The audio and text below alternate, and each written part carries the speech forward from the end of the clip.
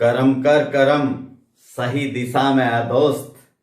एक हार की ठोकर इतनी बड़ी तो नहीं। तू यकीन रख, तू यकीन रख बस अपने इरादों पर। तेरी हार तेरे हौसलों से बड़ी तो नहीं। दोस्तों, मैं मोहन शर्मा आपके अपने YouTube चैनल पर आप सभी का हार्दिक अभिनंदन करता हूं। तो दोस्तों, हम प्रतिशतता का पार्ट नंबर 3 लेकर आपके साथ हैं। आपसे निवेदन कि वीडियो में अंत तक बने रहें, क्लास को पूरा अंत तक देखें और इसका आप अपने भविष्य निर्माण में, भविष्य सृजन में फायदा उठाएं। तो दोस्तों, हम पहले टाइप कर चुके हैं 3। अब टाइप आता है number 4। Type number 4। Type number 4, ये यहां हेडिंग होता है परीक्षा पर आधारित प्रश्न। परीक्षा पर आधारित प्रश्न। ये परीक्षा जो आप एग्जाम दे के आते हैं उससे मतलब नहीं है। परीक्षा यानी एक पहलू है। परीक्षा से संबंधित जो तथ्य होते हैं उनके आधार पर प्रश्न बनते हैं। जैसे प्रश्न नंबर 1, क्वेश्चन नंबर 1, ओके। किसी परीक्षा में उत्तीर्ण होने के लिए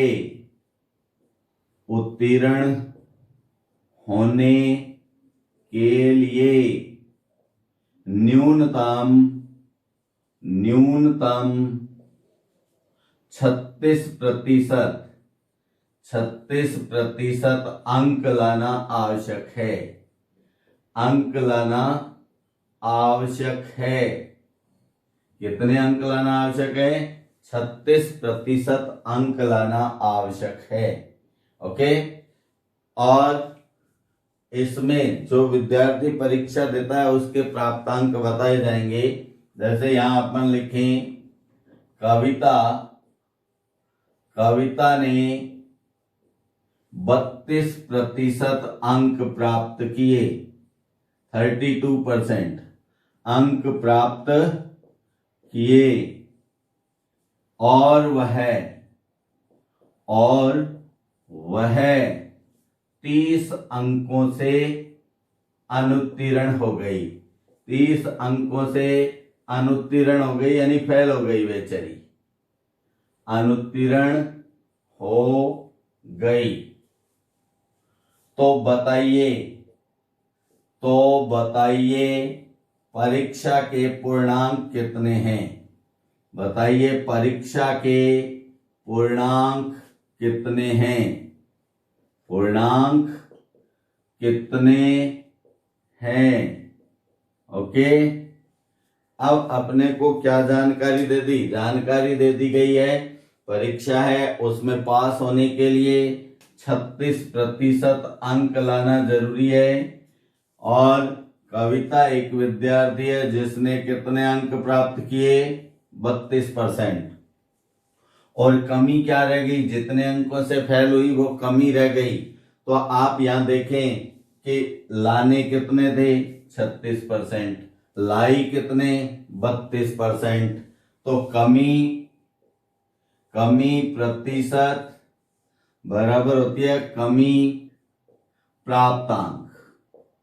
जो परसेंट है, परसेंट में जो कमी रही है वो प्राप्तांकों की कमी के इक्वल होनी चाहिए। तो कमी है 4% और ये किसके बराबर है? 30।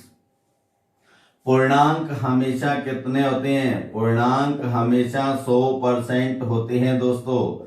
तो पूर्णांक ज्ञात करने के लिए हमें 100% की वैल्यू चाहिए। तो आप 4% की वैल्यू जानते हैं 30। तो 100% की 30/4 गुणा 100। ओके। 4 से काट दें, 4 एकम 4, 25 चौके 100। जानते हैं ना आप? 25 दिया 75, 0 की 0। तो उस परीक्षा के पूर्णांक है 750। ओके, बढ़े क्वेश्चन नंबर 2 की ओर। ये क्वेश्चन नंबर 2 है, यदि किसी परीक्षा में पास होने के लिए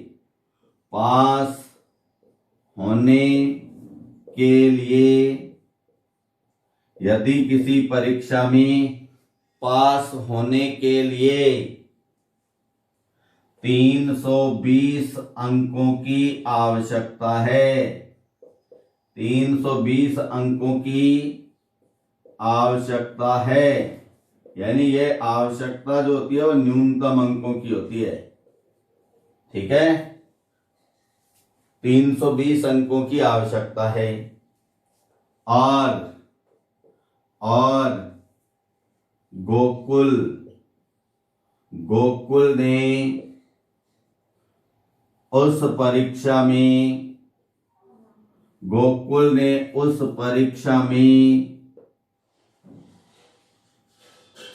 272 अंक प्राप्त किए, 272 अंक प्राप्त किए और वह 6% अंकों से फेल हो गया, 6% अंकों से क्या हो गया? फेल हो गया। तो बताइए,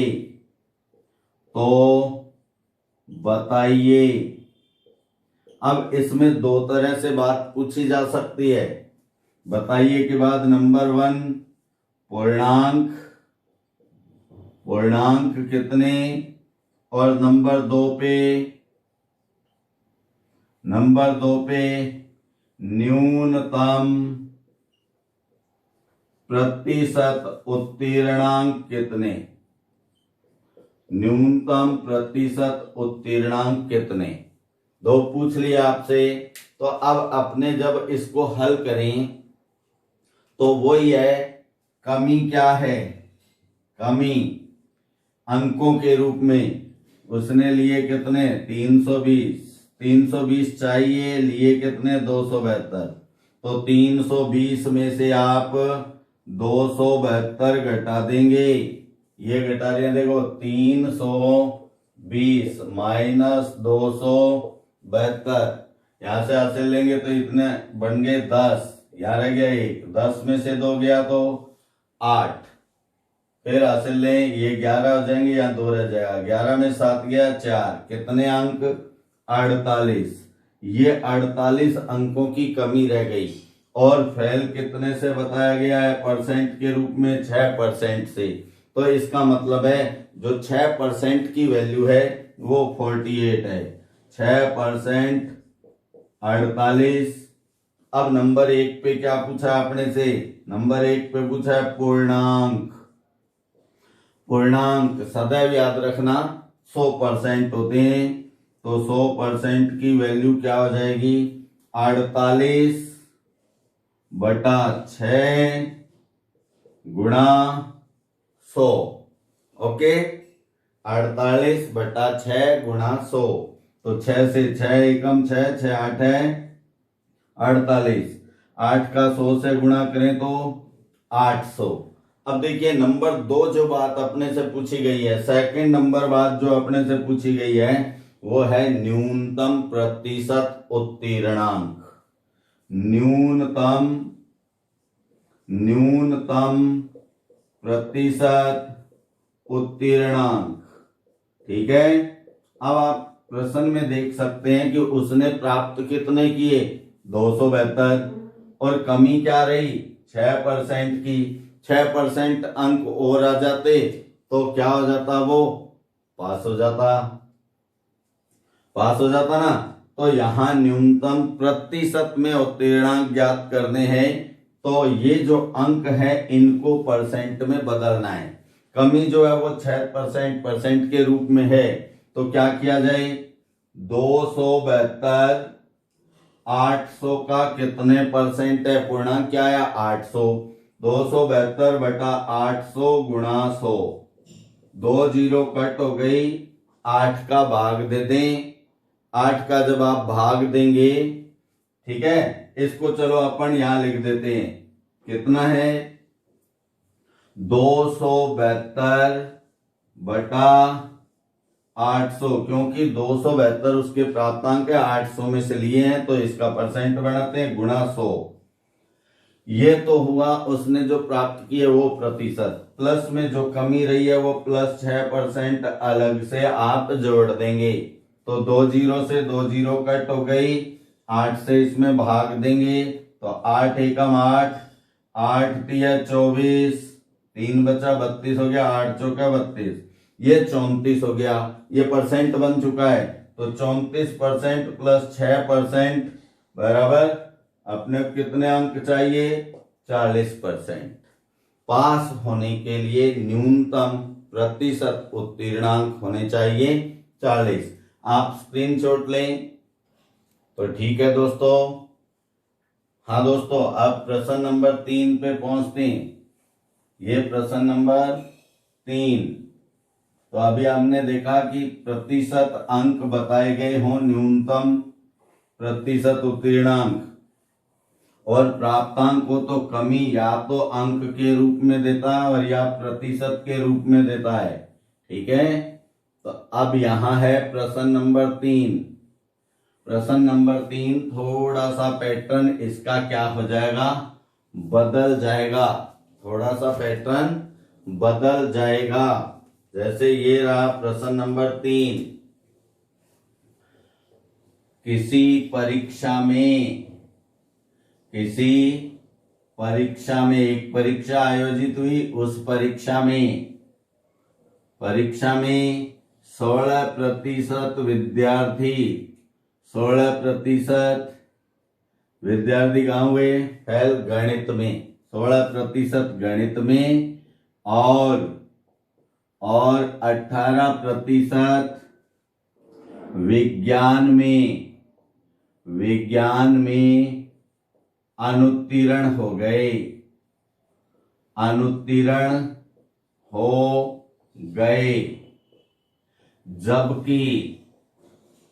जबकि इन दोनों विषयों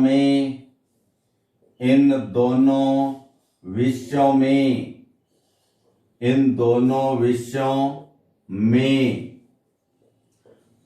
8% विद्यार्थी अनुत्तीर्ण हुए। 8% विद्यार्थी अनुत्तीर्ण हुए। ठीक है, 8% विद्यार्थी अनुत्तीर्ण हुए। अब अपने से पूछा जा सकता है कितने प्रतिशत विद्यार्थी पास हुए या कितने प्रतिशत फेल हुए। तो यहां पूछ रहे हैं कुल कितने प्रतिशत विद्यार्थी या परीक्षार्थी अनुत्तीर्ण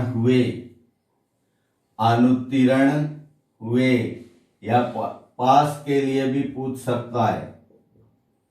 ओके, तो इसे हम कैसे करेंगे? देखिए, परीक्षा में 2 विषयों की जानकारी दी है, गणित और विज्ञान। गणित में 16%, विज्ञान में 18%। क्या हो गए? अनुत्तीर्ण। दोनों विषयों में 8% अनुत्तीर्ण हुए। अब अनुत्तीर्ण पूछा है तो अनुत्तीर्ण प्रतिशत कितने हुए? इसके लिए हम क्या करते हैं? फर्स्ट में फेल का मतलब होता है फर्स्ट सब्जेक्ट में फेल, प्लस सेकंड सब्जेक्ट में फेल, माइनस दोनों में फेल। ओके, यानी फेल से ही आएगा। फर्स्ट विषय में फेल प्लस सेकंड विषय में फेल माइनस दोनों विषयों में फेल। अब यहां वैल्यू पुट करते हैं तो देखिए, फर्स्ट विषय में फेल कितने हुए? 16%। तो फर्स्ट विषय में फेल 16, सेकंड में फेल कितने हुए? 18, तो प्लस 18 माइनस क्या कीजिएगा? दोनों विषयों में फेल। कितने हैं दोनों विषयों में फेल? 8। अब 16 और 18 को जोड़कर 8 माइनस कर दें। चाहे तो आप 18 में से 8 माइनस करके जो बचेगा वो 16 में जोड़ दें। तो आप ये आसानी से कर देते हैं। 18 में से 8 गया 10। अब ये इतना 10 बन गया। 10 को 16 में जोड़ते हैं तो क्या आया दोस्तों? 26%। 26% विद्यार्थी जो है वो उस परीक्षा में क्या हुए? फेल हो गए। अगर यहाँ अपन से पास का पूछता तो ये फेल वाले क्या कर देते हैं, हम उसमें से घटा देते हैं। दोस्तों इस प्रश्न को हम आरेख से भी कर सकते हैं। कैसे कर सकते हैं? आरेख से। देखिए आरेख विधि कैसे होती है? आरेख विधि, आरेख विधि में आपको दोनों सब्जेक्ट के आरेख बनाने पड़ते हैं। ये है एक आरेख, इसका गणित, गणित, और हम फेल ज्ञात करें तो गणित में फेल, फेल लिख देता हूं, गणित F। ओके। और इधर विज्ञान, विज्ञान में फेल, विज्ञान F लिख देता हूं। अब देखो इन दोनों को काटते हुए इसलिए बनाया क्योंकि दोनों विषयों में भी विद्यार्थी अनुत्तीर्ण हुए हैं। इससे जब हम करते हैं तो सर्वप्रथम आप दोनों विषयों में अनुत्तीर्ण होने वाले विद्यार्थियों की संख्या इन दोनों के कॉमन एरिया में लिखिए 8। दोनों में कितने फेल हुए? 8। अब गणित में फेल कितने थे? 16, जिनमें से 8 तो ये आ गई, तो 16 माइनस 8 क्या बचा? 8। तो वो 8 आप इसमें लिख देंगे। और विज्ञान में कितने फेल हुए? 18, तो विज्ञान के 8 भी इसमें आ गए। 18 में से आप 8 घटाएंगे तो क्या लिखेंगे? 10, तो यहाँ 10 लिख देंगे। ओके। अब आपके सामने जो आरेख है इन संख्याओं को प्लस करते ही टोटल फेल आ जाते हैं। 8, 8, 16 और 10 26%। ठीक है ना दोस्तों? इस प्रकार भी किया जा सकता है। अभी इस प्रश्न में कई बार स्टेप थोड़ा बदल जाता है। इस प्रकार भी प्रश्न आ जाता है। क्वेश्चन नंबर 4, परीक्षा में 80% विद्यार्थी, 80% विद्यार्थी अंग्रेजी में, अंग्रेजी यानी इंग्लिश, अंग्रेजी में और 84% विद्यार्थी, 84 है ये, 84% विद्यार्थी गणित में पास हुए। गणित में क्या हो गए? पास, यानी उत्तीर्ण, पास हुए। जबकि दोनों विषयों में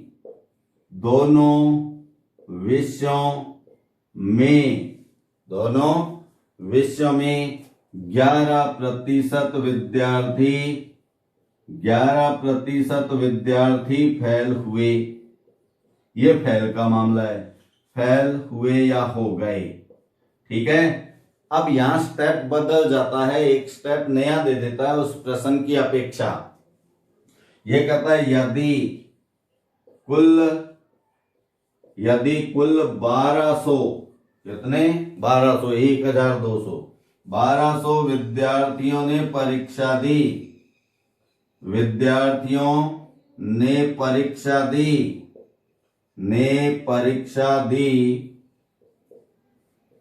तो पास कितने विद्यार्थी हुए? पास कितने विद्यार्थी हुए? ओके। तो यहां अपने पास एक आंकड़ा और आ गया है कुल विद्यार्थियों का, केवल सीधे परसेंट नहीं करना है। तो उतना तो पार्ट रहेगा जो उसमें हमने किया है। हम क्या करें? यहां आप दो तरह से कर सकते हैं। डायरेक्ट पास का परसेंट भी कर सकते हैं और फैल का ज्ञात करके भी कर सकते हैं। तो यहां हम लिखते हैं कुल पास प्रतिशत, कुल पास का प्रतिशत। तो जैसे हमने उसमें देखिए अनुत्तीर्ण था, फेल था, फेल फेल फेल से किया, तो इसको पास पास पास से करेंगे। फर्स्ट में पास, पास के लिए पी लिख रहा हूं दोस्तों, प्लस सेकंड में पास, सेकंड में पास का मतलब सेकंड विषय जो आपको दिखाया गया गणित उसमें पास, माइनस दोनों में पास, दोनों में पास। ठीक है। अब देखिए फर्स्ट में पास कितने हैं, आपको दिख रहा है आंकड़ा, फर्स्ट में पास कितने, 80, तो लिख दीजिएगा 80, प्लस सेकंड में पास 84, तो यहां 84 लिख दो। अब दोनों में पास, अब कई विद्यार्थी देखते हैं दोनों में पास दिए हुए ही नहीं है, लेकिन दोस्तों आपके पास जो राशि है, मान लो एक मैं उदाहरण लेके चलता हूं, आपको एक हिंट देता हूं। आपके पास कुछ राशि है तो वो राशि अपने आप में 100% होती है। आप बाजार गए, आपने उसमें से 40% राशि खर्च कर दी, तो बचेगी क्या? तो आप क्या करेंगे, 40% जो खर्च किया वो 100 में से घटाएंगे, 60% बचती है।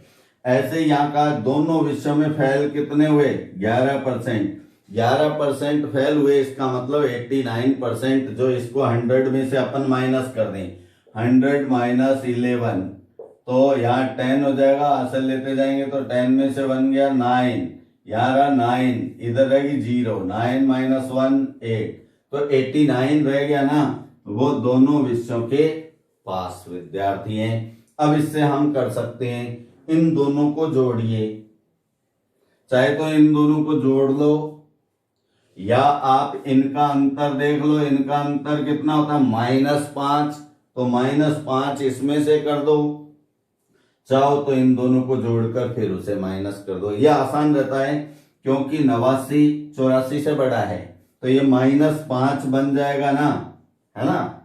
तो ये -5 80 में से घटाएंगे तो क्या आ गया, 75%। 75% पास हुए। अब अपने से कहता है कि कुल विद्यार्थी 1200 थे, तो पास कितने हुए, तो पास की संख्या, अब हम संख्या ज्ञात कर रहे हैं, वो परसेंट था, तो आप जानते हैं टोटल विद्यार्थी 1200, पास हुए 75, तो क्या लिखें, 1200 का 75%, तो का की जगह क्या आता है, गुणा 75%, अटके बटा में 100 आता है दोस्तों। 2 जीरो से 2 जीरो कट जाती है। अब इनका मल्टीप्लाई करते हैं, ये देखिए ये रहा इधर। अब यहां बता देते हैं आपको, ये मल्टीप्लाई है 75 गुणा 12, ठीक है। 12 का टेबल अगर आपको आता है तो 12 5 60 की 0, असल 6, 12 7 84 और 6 90, तो कितना आ गया, 900 विद्यार्थी उस परीक्षा में पास हुए। स्क्रीनशॉट लेंगे। हाँ दोस्तों, अब ये 4 हो गए ना प्रश्न परीक्षा संबंधित। अभी एक टाइप और बदलेगा, देखिए इसी में परीक्षा के अंदर ही थर्ड पैटर्न होता है, वो अभी आपके सामने आ रहा है प्रश्न नंबर 5 के रूप में। प्रश्न नंबर 5 ये लीजिए, देखिए अभी आ रहा है 5 नंबर प्रश्न नंबर 5 ये है क्वेश्चन नंबर 5। ओके, एक परीक्षा में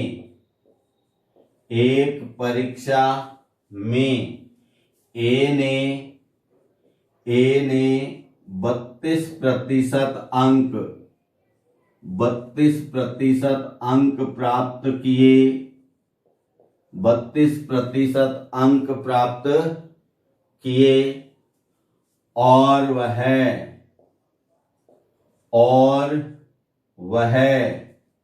18 अंकों से अनुत्तीर्ण हो गया, फेल हो गया। ठीक है, अनुत्तीर्ण हो गया, फेल हो गया बेचारा वो। कितने अंकों से? 18 अंकों से। जबकि उसी परीक्षा में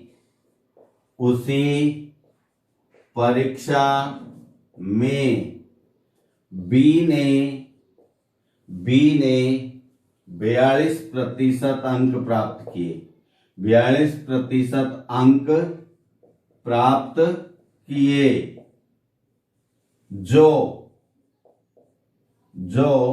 यानी जो बी ने 42% अंक प्राप्त किया, वो 42% अंक न्यूनतम उत्तीर्णांक यानी पास होने के निम्नतम अंक, उत्तीर्णांक से 27 अंक अधिक हैं। तो बताइए परीक्षा के पूर्णांक कितने हैं? परीक्षा के पूर्णांक कितने हैं? ओके, तो यहां आप देख रहे हैं कितने विद्यार्थियों की परफॉर्मेंस बताई गई है। 2 विद्यार्थियों की। पहले ने 32% लिए, लेकिन 18 अंकों की कमी रह गई पास होने में, फेल हो गया बेचारा। दूसरे ने 42% अंक प्राप्त किए और उसे पास होने के लिए जितने कम से कम नंबर चाहिए, कम से कम अंक चाहिए, उससे 27 अंक अधिक ले आया वो। ठीक है, तो यहां आपको 2 प्रकार के अंक दिख रहे हैं, प्रतिशत में और बिना प्रतिशत के। तो इन प्रश्नों को जब आप हल करते हैं तो यहां होता है प्रतिशत प्राप्तांकों का अंतर। दोनों विद्यार्थियों के जो प्रतिशत प्राप्तांक है उनका अंतर किसके बराबर होगा? कमी प्लस अधिकता, कमी प्लस अधिकता वाले अंक या प्राप्तांक।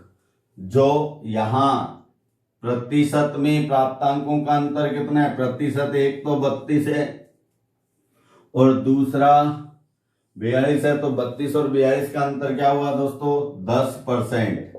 ये किसके बराबर होगा? कमी कितनी रही? 18 की, और ज्यादा कितने आए? 27। इन दोनों को जोड़ दो, 18 प्लस 27 जोड़ेंगे तो क्या बन गया? 45। ये जो 45 वैल्यू कितने परसेंट की है? 10% की। पूछा क्या है?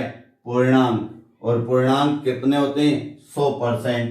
तो पूर्णांक 100% या 100% बराबर 45 बटा में 10 गुणा में 100।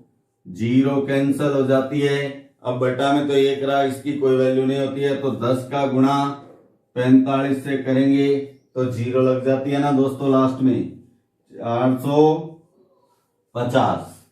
तो इस परीक्षा के पूर्णांक कितने हैं? 450। नेक्स्ट क्वेश्चन ये है क्वेश्चन नंबर 6। एक परीक्षा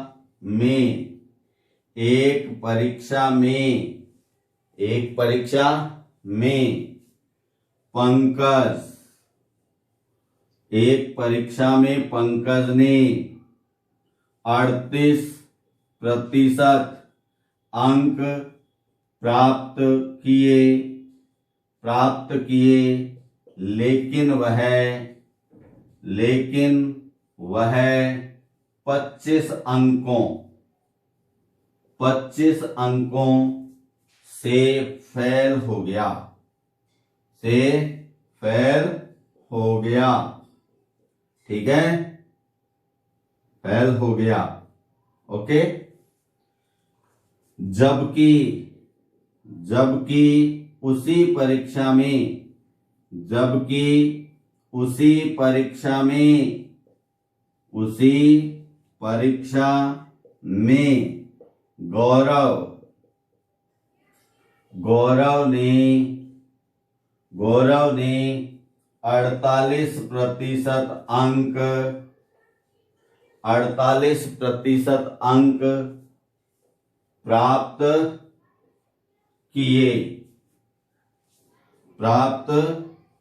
किए जो न्यूनतम उत्तीर्णांक से 100 अंक अधिक हैं। 100 अंक अधिक हैं। तो बताइए के बाद डैश है। अब यहां कितने प्रकार की बातें पूछी जा सकती हैं? 2। नंबर एक तो वही कौन सा पूर्णांक क्या होगा, और सेकंड पे पूछा जा रहा है अपने से कि पास होने के लिए न्यूनतम कितने अंक चाहिए। पास होने के न्यूनतम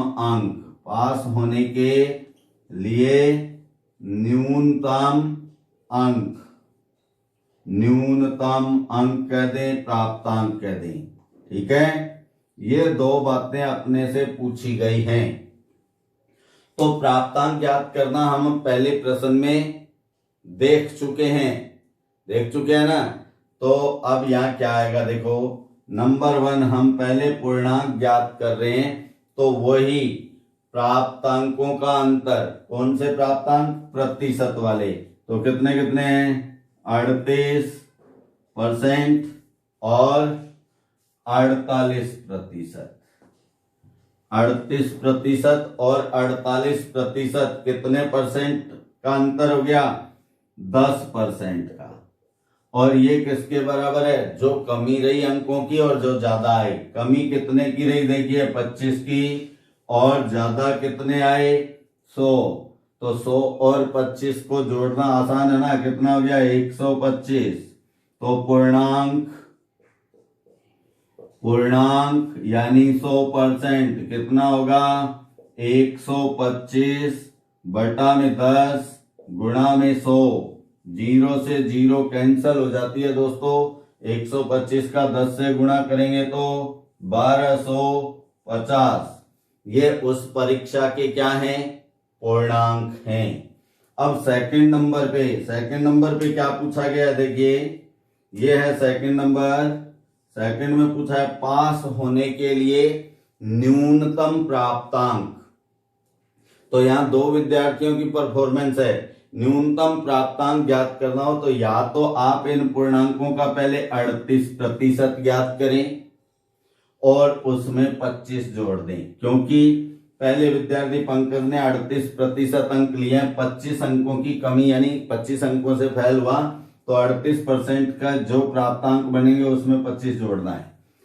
या फिर आप क्या करेंगे, जो गौरव ने 48% अंक लिए, 48% की वैल्यू हम ज्ञात करेंगे, और क्योंकि उसे पास होने के अंकों से 100 अंक ज्यादा मिले हैं तो 100 उसमें से घटा देंगे। जो आपको आसान लगे वो पैटर्न कर सकते हैं। तो न्यूनतम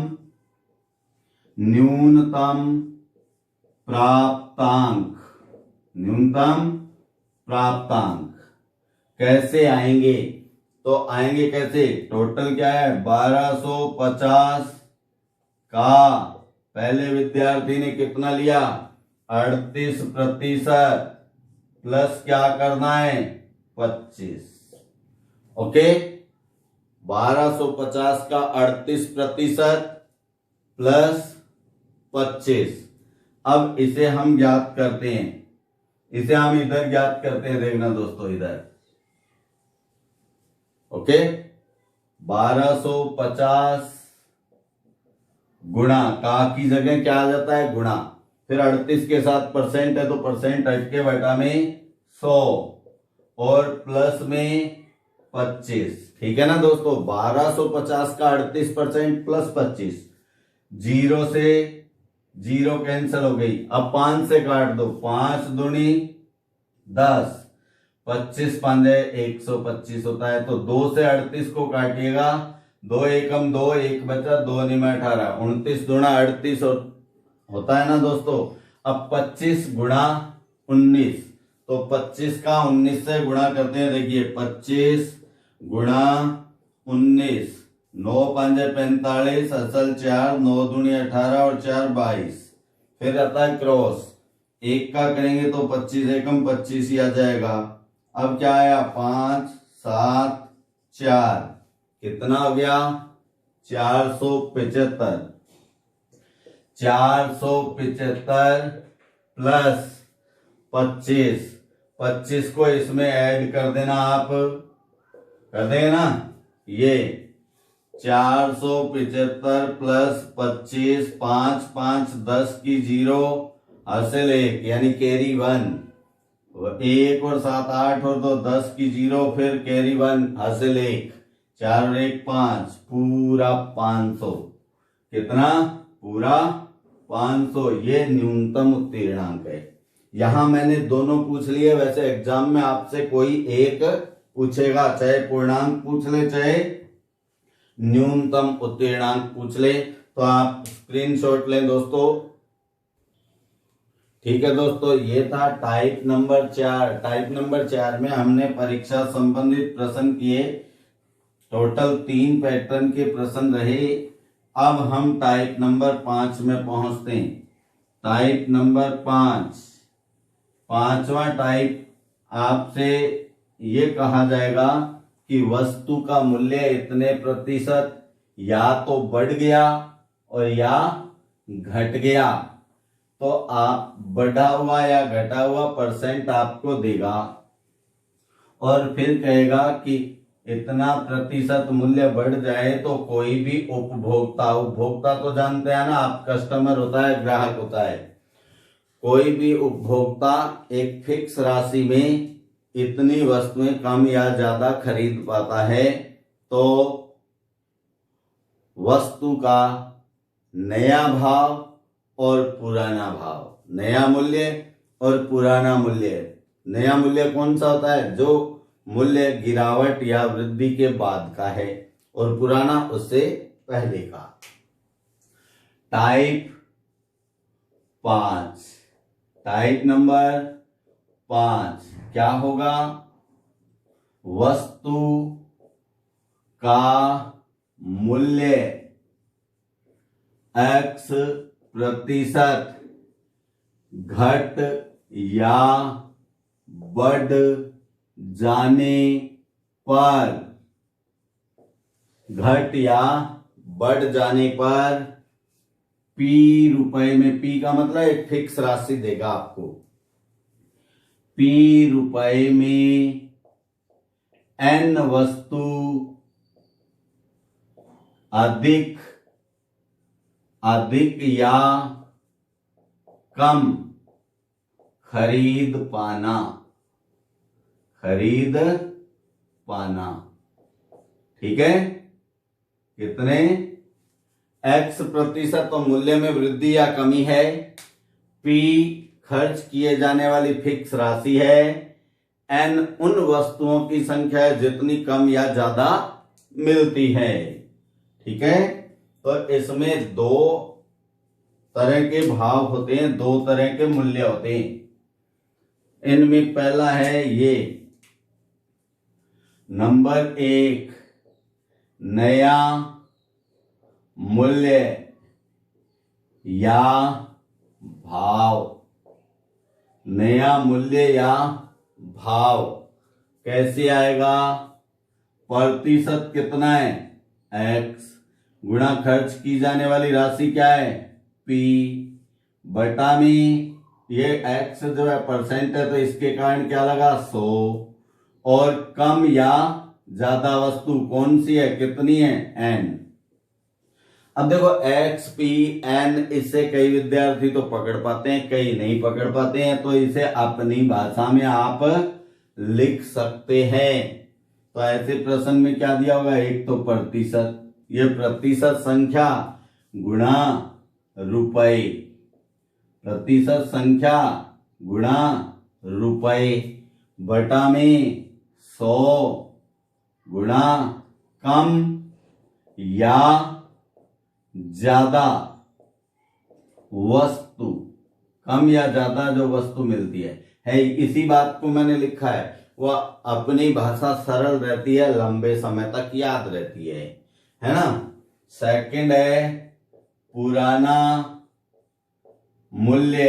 पुराना मूल्य होता है जो ये मूल्य घट या बढ़ जाता है इससे पहले का, पुराना मूल्य या पुराना भाव।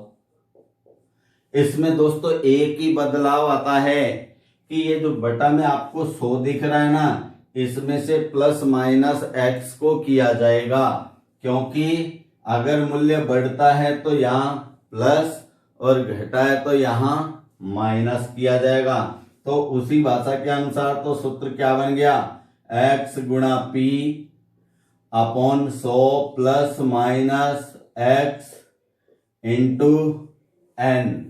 और इस भाषा के अनुसार क्या बना, परसेंट गुणा रुपए। ऊपर के मामले में कोई बदलाव नहीं है, केवल यहां बदलाव है। तो 100 प्लस माइनस प्रतिशत संख्या, अगर मूल्य बढ़ा है तो प्लस लिखना है, घटा है तो माइनस, और गुणा कम या ज्यादा वस्तु, ज्यादा वस्तु। ओके, अब इसके प्रश्न करेंगे हम। देखिए ये प्रश्न है क्वेश्चन नंबर 1। प्रश्न नंबर 1, आम के मूल्य में, आम के मूल्य में 25% कमी हो जाने पर, कमी हो जाने पर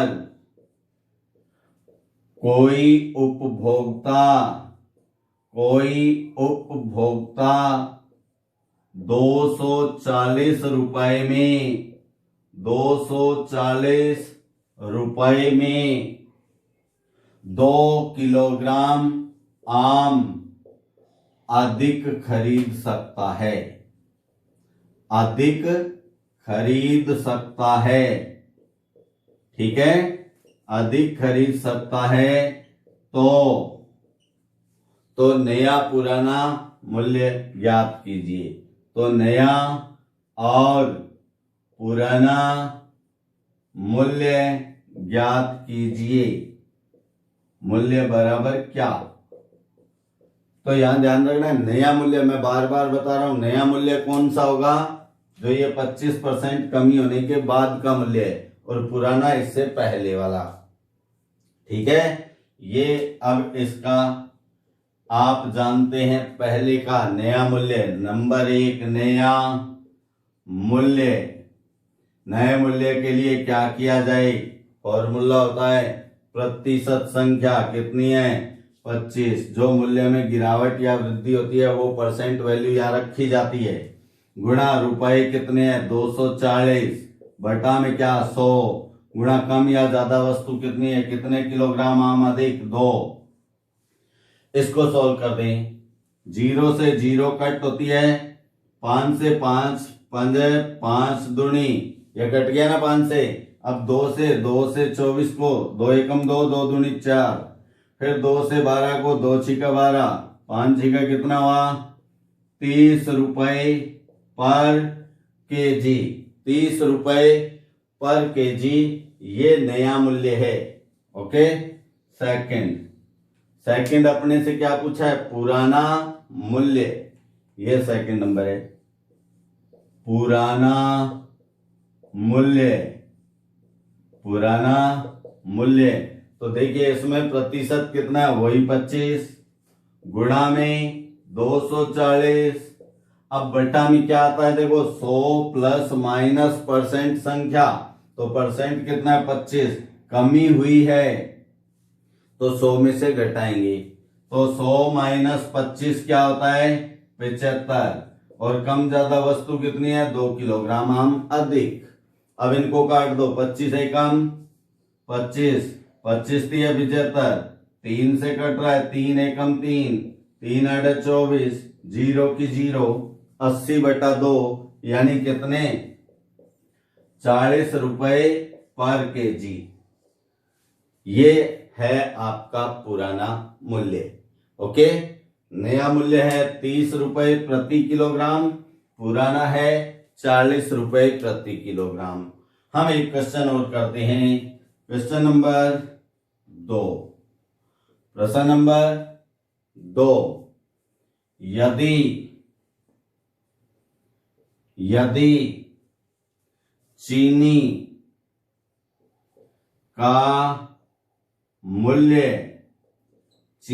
का मूल्य 10% बढ़ जाता है, 10% बढ़ जाता है, तो कोई भी उपभोक्ता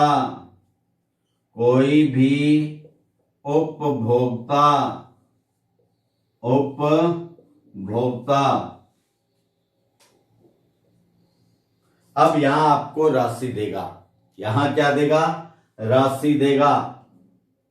जैसे अपन लिखें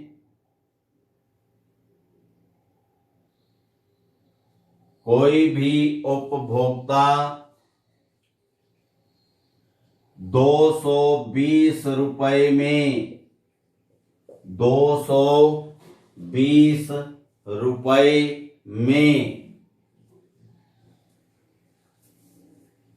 1 किलोग्राम चीनी कम, क्योंकि मूल्य बढ़ा है तो चीनी कम खरीदी जाएगी, चीनी कम खरीद पाता है,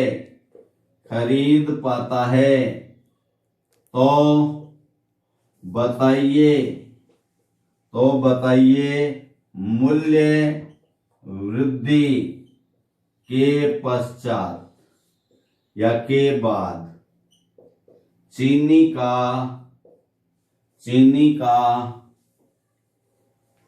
प्रति किलोग्राम मूल्य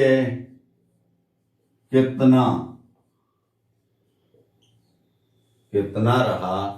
तो यहां एक ही मूल्य पूछा है, कौन सा मूल्य पूछा है आप देख रहे हैं मूल्य वृद्धि के बाद, तो कौन सा मूल्य होता है नया मूल्य। क्या कौन सा नया, हम क्या जानते हैं नया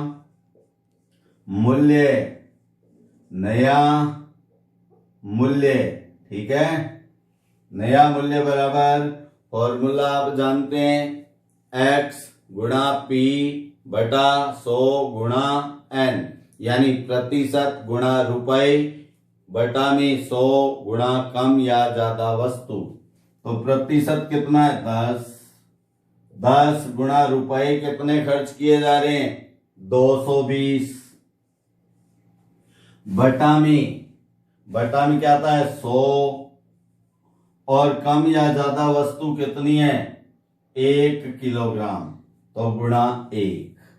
ओके, अब यहां काट देते हैं, 0 से 0 कैंसल, 0 से 0 कैंसल, तो क्या आ गया 22 रुपए प्रति किलोग्राम। ये मूल्य वृद्धि के पश्चात का मूल्य है। तो दोस्तों आप स्क्रीनशॉट लेंगे। हाँ तो दोस्तों ये था टाइप नंबर 5, इसमें आपको वस्तु का प्रतिशत मूल्य घटा या बढ़ा हुआ बताया जाता है, और एक फिक्स राशि में वस्तुएं कम या ज्यादा आ सकती हैं ये जानकारी दी होती है। तो दो में से एक ही बात पूछता है, नया मूल्य या पुराना मूल्य। तो दोस्तों अब बारी है आपके लिए प्रश्न की। आपको अब प्रश्न दिया जा रहा है, ठीक है, इसका हल, सही हल करके सबसे पहले कमेंट बॉक्स में देना दोस्तों। ये है प्रश्न आपके लिए, क्वेश्चन होमवर्क। होमवर्क है ये आपका, है ना। वैसे तो होमवर्क कंप्लीट क्लास ही है, उसके अलावा मैटर भी है, लेकिन इसका आप आंसर कमेंट बॉक्स में जरूर देंगे। ठीक। एक परीक्षा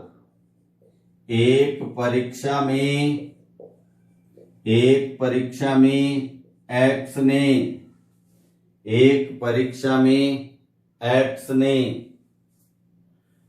27% अंक प्राप्त किए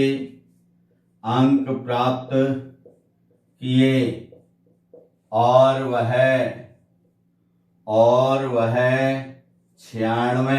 96 अंकों से फेल हो गया। ओके, फेल हो गया का मतलब इतनी कमी रह गई। जबकि उसी परीक्षा में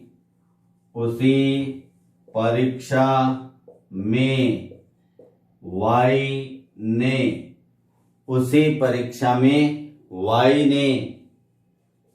31.5% अंक, 31.5 नहीं लिख के अपन लिखते हैं 37.5% अंक प्राप्त किए जो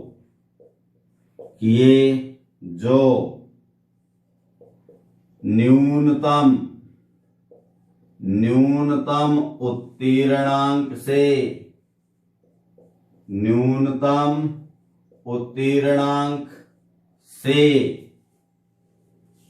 72 अंक अधिक हैं तो बताइए पास होने के लिए, यानी उत्तीर्ण होने के लिए कितने प्रतिशत अंकों की आवश्यकता है।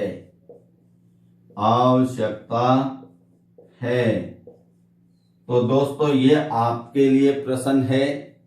मैं मोहन शर्मा आपके अपने YouTube channel take your goal पर आपसे निवेदन करता हूं कि जब आप चैनल को सब्सक्राइब कर देते हैं तो बेल आइकन जरूर दबाइएगा, उसे लाइक और शेयर कीजिएगा ताकि ज्यादा से ज्यादा लोगों को इन सब्जेक्ट का, प्रश्नों का, एग्जाम में इससे बाहर जाने वाला कुछ भी नहीं है, फायदा हो सके।